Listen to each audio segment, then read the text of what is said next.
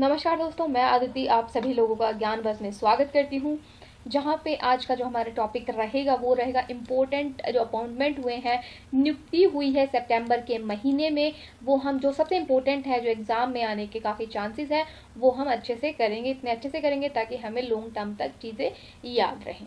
ठीक है, तो चलिए शुरू करते हैं। शुरू करने से पहले अगर आप हमारे चैनल पे न्यू हैं तो चैनल को सब्सक्राइब करना ना भूलें, और वीडियो पसंद आती है तो लाइक एंड शेयर करना ना भूलें। तो चलिए शुरू करते हैं, और पूरा जो हम मेमोराइज करेंगे वो ट्रिक से करेंगे। ठीक है, फर्स्ट है राजीव कुमार। ठीक है, राजीव कुमार, इनको बना दिया गया है जो ईसीआई है, इलेक्शन कमीशन ऑफ इंडिया का न्यू क्या बना दिया गया है, इनको कमिश्नर बना दिया गया है। तो इसका हम याद कैसे करेंगे? याद ऐसे करेंगे कि जब कोई भी इलेक्शन होता है, ठीक है, एक राजा ही है जो इलेक्शन करवा सकता है। ठीक है, तो राजा, ठीक है, तो एक राजा ही है जो इलेक्शन करवा सकता है, तो राजकुमार। ठीक है, और जो ईसीआई हमारे इलेक्शन कमीशन ऑफ इंडिया, ये बनी थी 1950 जनवरी 25 को। और जो इलेक्शन कमिश्नर है वो किस किस चीज़ की रिस्पॉन्सिबिलिटी लेता है? जब भारत में लोकसभा के इलेक्शन हो, राज्यसभा के या स्टेट लेजिस्लेटिव असेंबली के, मतलब एमएलए के हो, एमएलसी के हो, उन सभी के प्रेसिडेंट, वाइस प्रेसिडेंट, इन सब की जिम्मेदारी होती है एक इलेक्शन कमिश्नर पर। तो एक राजा ही इतनी जिम्मेदारी ले सकता है, तो राजकुमार, राजा। और ये कॉन्स्टिट्यूशन बॉडी है जिसका जिक्र है, मतलब जिसके बारे में बताया गया है हमारे आर्टिकल 324 में। सेकंड है अविक सरकार। देखो, जो हमारे जो प्रेस है वो जो प्रेस को सरकार है पूरी तरह आज़ादी नहीं देती है ना, सरकार है वो प्रेस को पूरी तरह आज़ादी नहीं देती है। तो अविक सरकार इसलिए बन गए हैं चेयरमैन, किसके? प्रेस ट्रस्ट ऑफ इंडिया के चेयरमैन बन गए हैं अविक सरकार। ठीक है, और जो ये फाउंडर भी है, मतलब एमडी भी है किसके? पेंगुइन इंडिया के, ये एमडी है। पेंगुइन इंडिया क्या है? ये यूजुअली जो भी हमारे यहाँ पे बुक, जो भी जैसे अभी हाल ही में गौरी खान ने एक बुक लिखी थी, माई लाइफ माई डिज़ाइन, तो उसको जिसने पब्लिश किया है वो है पेंगुइन इंडिया। तो इंडिया में जो भी अच्छे राइटर्स हैं, जो भी बुक लिखते हैं, तो यूजुअली वो पेंगुइन इंडिया के द्वारा ही पब्लिश होती है। पीटीआई का हेडक्वार्टर है वो कहाँ है? न्यू दिल्ली में है। और कब बना था पीटीआई? अगस्त 1947, 27 अगस्त 1947 को बना था। तो जो सरकार है वो प्रेस को आज़ादी नहीं देती है, इसलिए अविक सरकार बन गए चेयरमैन। उषा पांडे, ठीक है, उषा पांडे। तो उषा पांडे ने क्या बोला? ये बन गई है joint secretary in the minister, ये बन गई है डीजी, बन गई है डायरेक्टर जनरल किसकी? BCAS की, मतलब ब्यूरो ऑफ सिविल एविएशन की बन गई है, और ये ज्वाइंट सेक्रेटरी है in the ministry of civil aviation. ठीक है, और अभी इनको एक और चार्ज दे दिया गया, कौन सा? ये डीजी बन गई है BCAS की। तो इसको कैसे याद करेंगे हम कि उषा ने बुलाया है डीजे को, ठीक है, कहाँ पे पार्टी करने के लिए? सिविल एविएशन में पार्टी करने के लिए उषा ने बुलाया डीजे को। डीजे से मतलब याद रखेंगे कि क्या बन गई है? डायरेक्टर जनरल बन गई है किसकी? सिविल एविएशन सिक्योरिटी की। उषा ने बुलाया डीजे को सिविल एविएशन सिक्योरिटी में पार्टी करने के लिए। ये भारत की तीसरी IAS महिला है और पहली डीजी बनी है। ठीक है, BCAS है, ब्यूरो ऑफ सिविल एविएशन है। ठीक है, ये अटैच है कौन सी? हमारी मिनिस्ट्री से अटैच है, मिनिस्ट्री ऑफ सिविल एविएशन से अटैच है। कब बना था? ये स्टार्ट हुआ था 1978 में, हेडक्वार्टर है इसका न्यू दिल्ली में। Next VK Yadav. ठीक है, VK यादव को बना दिया गया है CEO, किसका? रेलवे बोर्ड का CEO बना दिया गया। तो इसको हम कैसे याद रखेंगे कि एक जो रेलवे का बोर्ड था ना, उस पर जो रेलवे में जो बोर्ड होता है, इंक्वायरी वगैरह लिखी होती है ना, उसके बोर्ड के ऊपर ना VK यादव बुलाया गया किसी को कि यहाँ पे ना ABCD लिखो। ठीक है, तो वहाँ पे जाके लिख दिया CEO। VK रेलवे बोर्ड पे लिखने के लिए बुलाया गया कि यहाँ पे ABCD लिखो, और वहाँ पे लिख दिया गया CEO। तो जो टीचर थे उन्होंने पूछा ये क्या है? मैंने ABCD बोला, आपने CEO लिख दिया। तो बोले नाम है हमारा VK यादव, हम तो यही लिखेंगे। ओके, तो VK यादव बन गए हैं CEO कहाँ के? रेलवे बोर्ड के। इसकी पेरेंट ऑर्गेनाइजेशन है मिनिस्ट्री ऑफ रेलवे। कब बना था? 1905 में बना था। यूनियन मिनिस्टर ऑफ रेलवे कौन है? पीयूष गोयल। श्री कृष्ण, ठीक है, सॉरी श्री कृष्ण नहीं, एस कृष्णन। तो एस कृष्णन को बुलाया गया कहाँ से? सिंध से पंजाब बुलाया गया।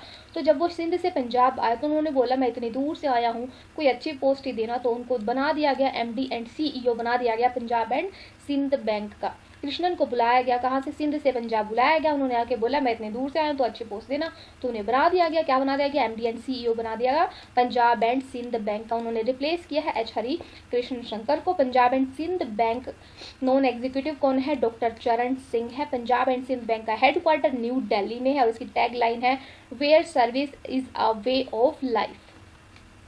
मुरली रामाकृष्णा। तो मुरली रामाकृष्णा जी को बुलाया गया बैंक में, साउथ इंडिया का जो बैंक है वहाँ पे बुलाया गया, है ना, वहाँ पे बुलाया गया और बुला के बोला कि आपको नेक्स्ट लेवल एक्सपीरियंस करना है, आपको नेक्स्ट जनरेशन बैंकिंग। तो उन्होंने कहा हाँ मुझे करना है, एक्सपीरियंस करना है नेक्स्ट जनरेशन बैंकिंग को। तो उन्होंने बोला ओके ठीक है, आप MD एंड CEO बन जाओ और नेक्स्ट जनरेशन ऑफ बैंकिंग को एक्सपीरियंस करो।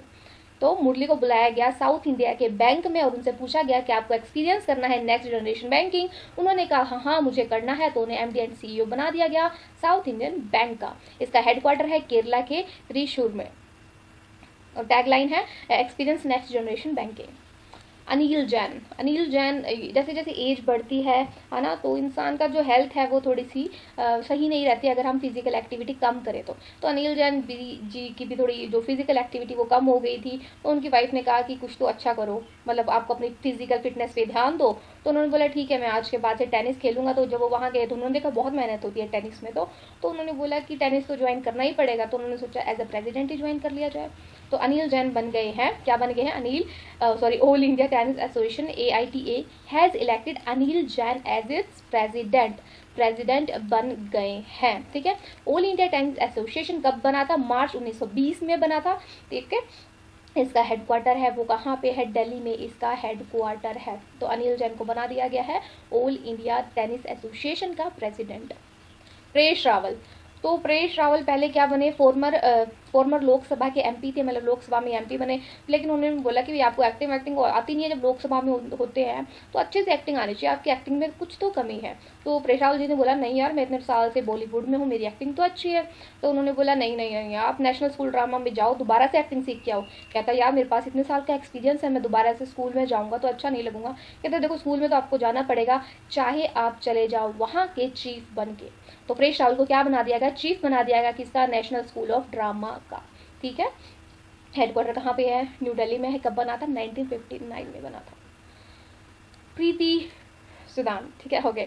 प्रीति सुदान को WHO ने IPPR का मेंबर बना दिया है। IPPR क्या है? जब भी कोविड-19 सिचुएशन चल रही है तो जो प्रीति सुदान है ये भारत की जो कोविड-19 2019 से लेकर 20 तक की हेल्थ सेक्रेटरी रही है। और उन्होंने कोविड-19 के लिए जो भी स्ट्रेटजी थी है ना, जिस तरह से उसको संभालना था, स्टैटिक्स थे, वो सब कुछ इन्होंने ही संभाला है।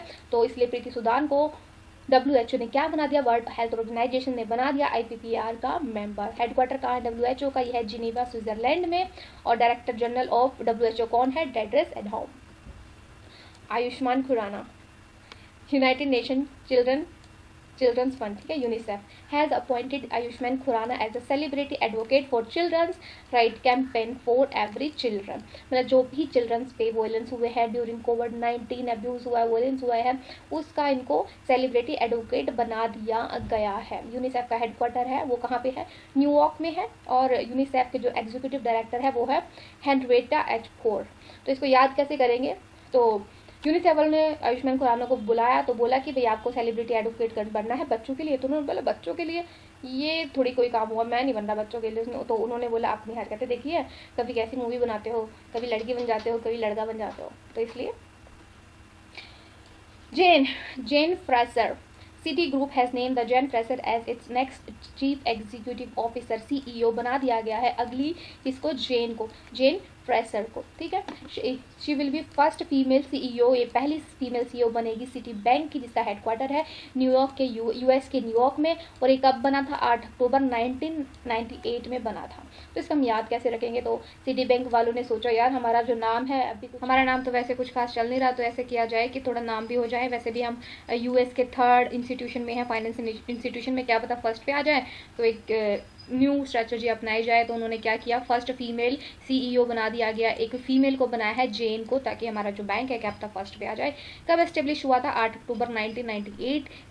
सिटी ग्रुप की CEO बना दिया गया है, पहली फीमेल है, ये महिला है, जेन। ठीक है, फिर है राजेश कुल्लर। जो राजेश कुल्लर है ये हमारे हरियाणा के 2nd IAS थे। इससे पहले जो फर्स्ट IAS है हरियाणा के वो है धर्मेंद्र कुमार।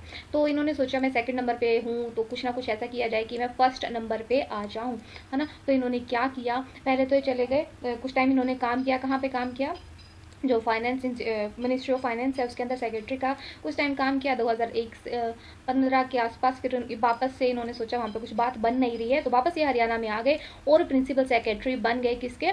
चीफ मिनिस्टर जो मनोहर लाल खट्टर है उनके चीफ सेक्रेटरी बन गए। फिर उसके बाद मनोहर लाल खट्टर जी ने कहा कि भाई तू मेरे पास आया है मिनिस्ट्री छोड़ के, फाइनेंस मिनिस्ट्री छोड़ के, तो मेरे को तेरे लिए कुछ करना चाहिए है ना। तो इन्होंने क्या किया, इसको ईडी बनवा दिया गया जैक वैक लगा के। किसका? वर्ल्ड बैंक का। ये सिर्फ स्टोरीज है, हमें इस चीज़ों को मेमोराइज करना है, ठीक है। कुछ फैक्ट्स हैं जो मैं आपको पता लग ही जाते होंगे कौन से फैक्ट है और कौन सी स्टोरी है, तो हमें सिर्फ फैक्ट्स याद रखने हैं, ठीक है। तो राजेश कूलर को अपॉइंट कर दिया गया है ईडी वर्ल्ड बैंक का। जो वर्ल्ड बैंक के जो प्रेसिडेंट है वो है डेविड मालपास। वर्ल्ड बैंक का हेडक्वार्टर है वॉशिंगटन डीसी में है और वर्ल्ड बैंक कब बना था? 1944 में।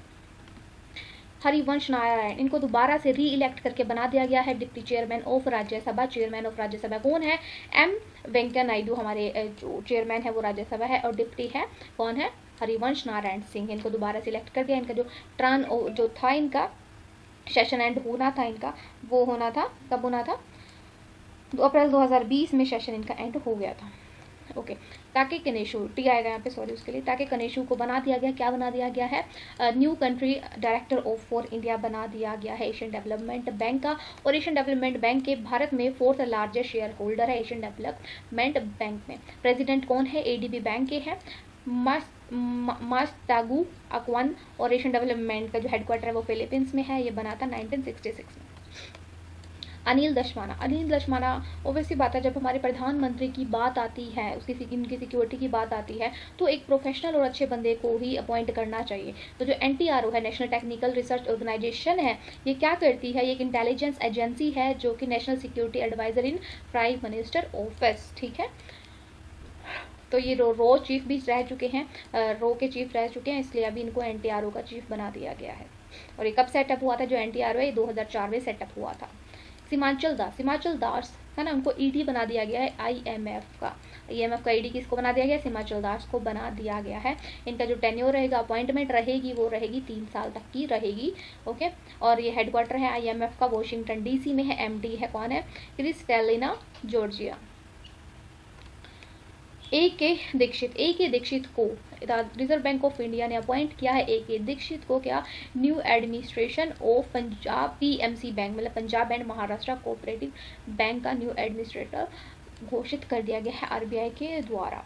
PMC जो बैंक है कब बना था? 1984 में बना था। हेडक्वार्टर है मुंबई में। टोटल इसकी 137 ब्रांचेस है, जिसमें से 100 मुंबई के अंदर ही और 37 न्यू दिल्ली और अपनी बेंगलोर जैसी सिटीज़ में, बड़ी बड़ी सिटीज़ में। ओके, नीतू डेविड थी जो ये फीमेल है, ये 90s और 2000 की इंडियन वुमेन जो क्रिकेट टीम थी उसकी कैप्टन रह चुकी है। अभी इनको हाल ही में BCCI मतलब board of control and cricket India ने इनको अपॉइंट कर दिया गया है। किसका? Chairman of the 5 member women national selection का जो पैनल होगा उनमें इनका चेयरमैन इनको बना दिया गया है।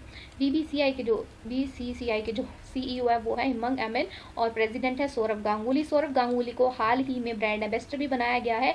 एक Bengali Peerless development private limited करके है, उनका जो ब्रांड एम्बेसडर बनाया है सौरभ गांगुली को हाल ही, ठीक है। और BCCI का हेडक्वार्टर है वो मुंबई महाराष्ट्र में है और BCCI बना था 1928 में।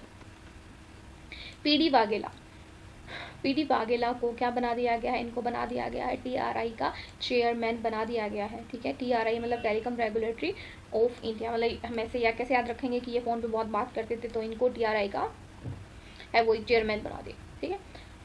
Okay, TRI regulatory of India founded कब बनी थी? 1997 में बनी थी और हेडक्वार्टर है new Delhi. Film maker Shekhar Kapoor है जो फिल्म मेकर है, उनको प्रेसिडेंट बना दिया गया है film and television institute of India. कौन सी मिनिस्ट्री के अंडर आता है? Ministry of information and broadcast has announced Shekhar Kapur as the president of FTTI, okay. इनका टेन्योर रहेगा मार्च 3, 2023 तक। नरेंद्र सिंह तोमर, जो कि हमें पता है जो नरेंद्र सिंह तोमर है ये हमारे एग्रीकल्चर मिनिस्टर हैं, ठीक है। ऐसे हम याद कर सकते हैं इसको कि जो एग्रीकल्चर मिनिस्टर कैसे हैं, जैसे आपका कोई भी रिलेटिव हो, जान पहचान का पर्सन हो, वो गांव में रहता है ना, तो उसके नाम से ऐसे रिलेट कर दो कि नरेंद्र सिंह तोमर है वो agriculture minister Narendra Singh Tomar has been additional charge, उनको साथ में एडिशनल चार्ज दे दिया गया है फूड प्रोसेसिंग इंडस्ट्री मिनिस्ट्री का, ठीक है, फूड प्रोसेसिंग इंडस्ट्री मिनिस्ट्री का चार्ज दे दिया गया है, क्योंकि हरसिमरत कौर जो कि फूड प्रोसेसिंग इंडस्ट्री की मिनिस्टर थी, उन्होंने रिज़ाइन दे दिया। रिज़ाइन देने का कारण क्या रहा है, क्योंकि जो अभी फार्मर्स बिल आया है ना, उसकी वजह से रिज़ाइन दे दिया गया है। ओके, होप ये वीडियो है ना, आप जैसी भी आपको लगी हो, अच्छी लगी हो, बुरी लगी हो, जो भी आपका सजेशन हो, हमें कमेंट बॉक्स में ज़रूर दीजिए। और आपको नेक्स्ट मंथ की ऐसी वीडियो चाहिए तो प्लीज़ हमें वो भी बताएं। जो भी आपका सजेशन है ना, हमें कमेंट बॉक्स में ज़रूर दीजिए। थैंक यू, आपका दिन शुभ रहे। और हाँ, प्लीज़ चैनल को सब्सक्राइब करना ना भूलें।